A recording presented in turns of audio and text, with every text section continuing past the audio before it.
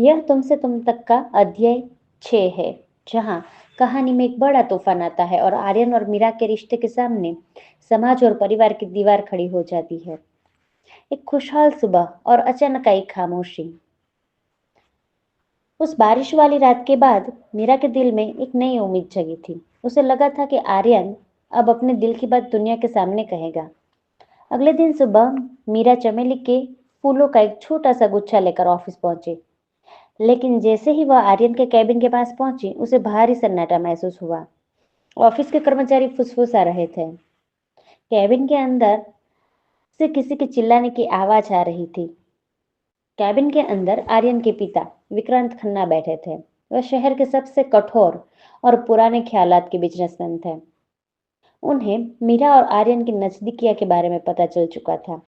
एक middle class लड़की, आर्यन, क्या इसलिए मैंने तुम्हें इस साम्राज्य का वारिस बनाया था कि तुम अपनी सेक्रेटरी के प्यार में पड़कर अनुशासन की धज्जियां उड़ा दो? विक्रांत की आवाज में जहर था। आर्यन खामोश खड़ा था। उसकी नजरें झुकी हुई थी। पिताजी, मीरा वैसी नहीं है जैसा आप सोच रहे हैं। वह बस। विक्रांत ने मेज पर हाथ पटका। कल तुम्हारी सगाई शहर के सबसे बड़े बिल्डर की बेटी सानिया से होगी, और इस लड़की मीरा को अभी के अभी टर्मिनेशन लेटर थमा दो। मीरा दरवाजे पर खड़ी यह सब सुन रही थी। उसकी आंखों में आंसू बहने लगे थे। वह भागकर अंदर आई और अपनी मेज से अपना बैग उठाने लगी। तभी आर्यन कैबिन के बाहर निकला।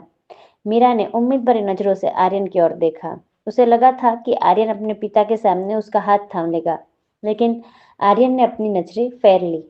मीरा, तुम कल से ऑफिस मत आना। तुम्हारे बकाया पैसे तुम्हारे अकाउंट में भेज दिए जाएंगे। आर्यन ने बिना किसी भावना के कहा। उसकी आवाज फिर से वही पत्थर जैसी हो गई थी, बल्कि पहले से भी ज्यादा सख्त। मीरा का कलेजा मुंह को आ गया। तो कल रात जो हुआ वो सब झूठ था? वो धड़कने, वो फिक्र, सब एक दिखावा था? आर्यन ने उसकी तरफ देखा तक नहीं और तेजी से अपने कैबिन में चला गया। मीरा समझ गई कि आर्यन आज भी अपने पिता के डर और खन्ना सरनेम के बोझ के नीचे दबा हुआ है। वह रोते हुए ऑफिस से बाहर निकल गई। अगली रात आर्यन की सगाई का जश्न था।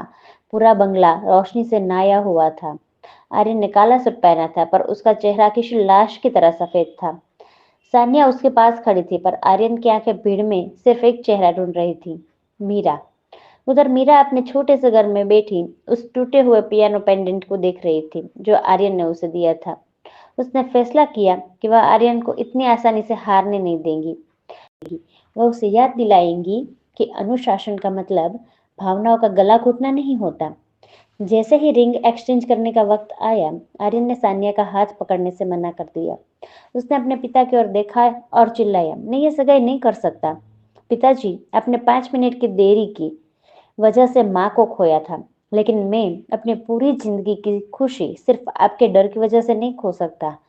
विक्रांत खन्ना का हाथ हवा में उठा, लेकिन आर्यन पीछे नहीं हटा। वह बंगले से बाहर अपनी कार की तरफ भागा। उसे मीरा तक पहुंचना था, वक्त पर।